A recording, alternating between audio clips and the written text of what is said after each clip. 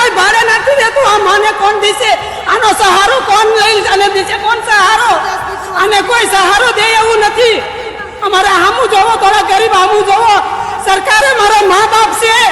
અમે સહી તો સરકાર છે સમગ્ર જનતાને ભાડાનું મકાન ગોતી દો 3000 ભાડું ફિક્સ કરી દો અમે બધાય તૈયાર છીએ ત્યાં સુધી પબ્લિક ઘરે જવાની નથી કે અમને અહીં આવીને કરે બધાને પૂર્ણ કરી નાખો રસ્તો અત્યારે ગોતવાનો છે નાના માણસો જઈ ગયા અમે 7 દિવસમાં મને કે અમે મકાન જનરેશનનું નામ બોલે બાકી ભાડે પણ નથી દેતું બધા હરખા ન હોય એમાં અમે દેવા સકટ કરી દો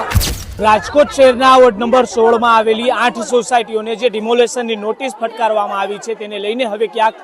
જે નોટિસ આપતાની સાથે જ સ્થાનિકોમાં રોષ જોવા મળી રહ્યો છે અલગ અલગ માંગ કરી રહ્યા છે મહિલાઓ હાલ અત્યારે જે ભેગા થયા છે દાદી કેટલા વર્ષથી આપ અહીંયા રહ્યો છો 40 વર્ષ છે 40 વર્ષથી અહીંયા રહ્યો છો હવે આ મકાન પાળવા માટેની જે નોટિસ આપવામાં આવી છે કેવું દુઃખ થાય છે મારો દીકરો એક સુરદાસ છે અમને નથી દેતું કોઈ ભાડે ચંગેશ્વર વાળાને કોઈ ભાડે નથી દેતું આ માને કોણ દીશે આનો સહારો કોણ લઈ જાને દીશે કોણ સહારો આને કોઈ સહારો દે એવું નથી અમારા હામુ જોવો થોડા ગરીબ હામુ જોવો સરકારે મારો મા બાપ છે અમે સહી તો સરકાર છે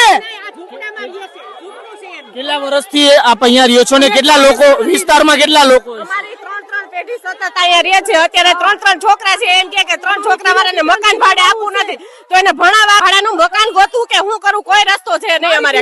આ ભાડાનું મકાન સમગ્ર જનતાને ભાડાનું મકાન ગોતી દો 3000 ભાડું ફિક્સ કરી દો અમે બધાય તૈયાર છીએ ત્યાં સુધી પબ્લિક ઘરે જવાની નથી કે અમને અહીં આવીને કરે બધાને પૂર્ણ કરી નાખો રસ્તો અત્યારે ગોતવાનો છે મારી કેવી હાલત એમ ઘરમાં આ નોટિસ આવ્યા પછી કેવી હાલત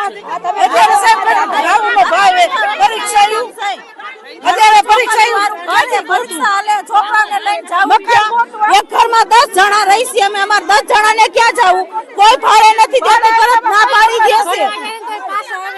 ચોક્કસથી જે અન્ય મહિલાઓ છે તેમની સાથે પણ વાત કરવાનો પ્રયાસ છે તે કરીશું કે હાલ અત્યારે જે મહિલાઓ છે વિરોધ કરી રહ્યા છે ખૂબ જ મહિલાઓમાં રોષ છે તે જોવા મળી રહ્યો છે મહિલાઓ કહી રહ્યા છે કે અમને અવેજમાં કોઈ જગ્યા અથવા તો મકાન છે તે આપવામાં આવે દાદી જે નોટિસ આપવામાં આવી છે કેવી હાલત ઘરમાં કેટલા લોકો છે 13 જણા સહી કોલેજ કરે છોકરા એનું શું સમજવાનું અમારે કેટલા વર્ષથી આપ રહેતા હતા ને હવે એક મકાન 50 વર્ષથી આવી રહી છે અને આ છોકરાના ભણતરની અમને ઉપાધિ છે કે કોલેજ કરે એને ક્યાં જાવું અમને કોઈ રહેવા 13 જણાને દે કોઈ નો રહેવા દે અમને બોલો ચોક્કસથી જે રીતના અન્ય મહિલાઓ છે તે રડી રહ્યા છે મહિલાઓ સાથે પણ વાત કરીશું કે હાલ અત્યારે મહિલાઓમાં ક્યાંક દુઃખની લાગણી પણ જોવા મળી રહી છે જે મકાનની નોટિસ આપવામાં આવી છે કેટલા દિવસનો સમય આપવામાં આવ્યો 7 દિવસનો જ આપ્યો છે 7 દિવસમાં 3 દિવસનો આપ્યો 7 દિવસમાં 3 દિવસમાં ક્યાં જાવું અમારે અમે નાના માણસો જઈ ગયા અમે 7 દિવસમાં મને કે અમને મકાન કોઈ ભાડે પણ નથી દેતું જનરેશનનું નામ બોલે બાકી ભાડે પણ નથી દેતું બધા હરખા ન હોય એમાં સમજો એટલે અમારે નાના મોટું હમણાં દેવા સકટ કરી દો અમે મહેનત મજૂરી કરીને ચોક્કસથી હાલ અત્યારે મહિલાઓમાં ક્યાંક દુઃખની લાગણી છે તે જોવા મળી રહી છે મહિલાઓ રડી રહી છે અને કહી રહી છે કે 7 દિવસની અંદર આ મકાન ખાલી કરીને જવું તો જવું ક્યાં હાલ અત્યારે ક્યાંય ભાડે પણ મકાન છે તે નથી મળી રહ્યા ત્યારે હવે આગામી દિવસોમાં તંત્ર દ્વારા શું કરવામાં આવે છે તે જોવું અતિ મહત્વનું રહેશે નરેન્દ્રભાઈ જે આપનો વિસ્તાર છે ત્યાં એક કહીએ કે મોટું ડિમોલેશન કરવામાં આવશે એવી નોટિસ જે રીતના લોકોને આપવામાં આવી છે આ મુદ્દે શું કહેશો હવે આપ જે આજી રિવરફ્રન્ટના કારણે અને ટાઉન પ્લાનિંગમાં જે આપ્યું છે એમાં ટીપી વેરીડ કરવી જોઈએ અને છે રિવરફ્રન્ટ બને છે તો એ આજી નદીથી 300 ફૂટ કરવાનું હતું એના બદલે જે 300 ફૂટની બહાર જે વિસ્તાર સુધી નોટિસો આપવામાં આવી છે એ યોગ્ય નથી તમારા દ્વારા વિરોધ કરવામાં આવી રહ્યો છે શું કહેશો તમે કોઈ માંગ કરશો હવે એક કોર્પોરેટર તરીકે એક તો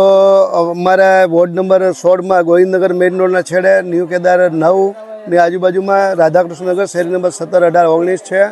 આ ન પડવું જોઈએ નારોદાનગરમાં અમુક વિસ્તારો છે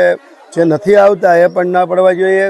ન્યૂ સાગરમાં છે 8, 9, 10 એ પણ ન પડવા એ સાઈડ ન પડવું જોઈએ કારણ કે એ આવતા નથી આ વિસ્તારમાં આ ટીપીને લઈને નોટિસો આપવામાં આવી છે ટીપી રોડ નીકળી રહ્યું છે આ બંને અલગ અલગ બાબતો હાલે છે કલેક્ટર તંત્ર દ્વારા અને રાજકોટ મહાનગરપાલિકા દ્વારા જે નોટિસો આપવામાં આવી છે એ બંને દ્વારા આપવામાં આવી છે તો એ એકી સાથે ન આપવી જોઈએ અને લોકોને સમય આપવો જોઈએ કોર્ટ મારફતે આપ કોઈ સ્ટે લેશો કે કઈ રીતે એમાં વિસ્તારના લોકો ગયા છે એ વિષયમાં મારે ન જવાનું હોય. એ સ્થાનિક લોકો કોર્ટમાં ગયા છે એવા સમાચાર છે. રાજ્ય સરકારની જેટલી પણ જમીનો છે, જ્યાં જેટલા પણ દબાણકર્તાઓ છે, દરેકને સમયસર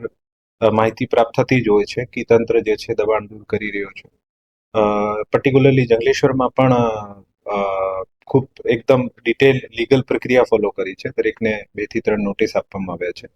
દરેકને પુરાવા આપવાની પૂરી તક આપવામાં આવી છે અને બધા પુરાવાનું એક્ઝામિનેશન કરીને પછી 202 ની નોટિસ ઇસ્યુ કરવામાં આવી છે. અને મને ખબર છે કે તંત્ર દ્વારા તરફથી ખૂબ જ ઇનફ સમય મર્યાદા આપી છે અને અત્યારે પણ આને પાસે સમય મર્યાદા છે જ. તો સમય મર્યાદા માટેનો કોઈ પ્રશ્ન રહેતો નથી, કારણ કે અમે શરૂઆતથી સતત દરેકને જાણ કરી છે, લીગલ પ્રક્રિયા ફોલો કરી છે, દરેકને ખબર હોય જ છે.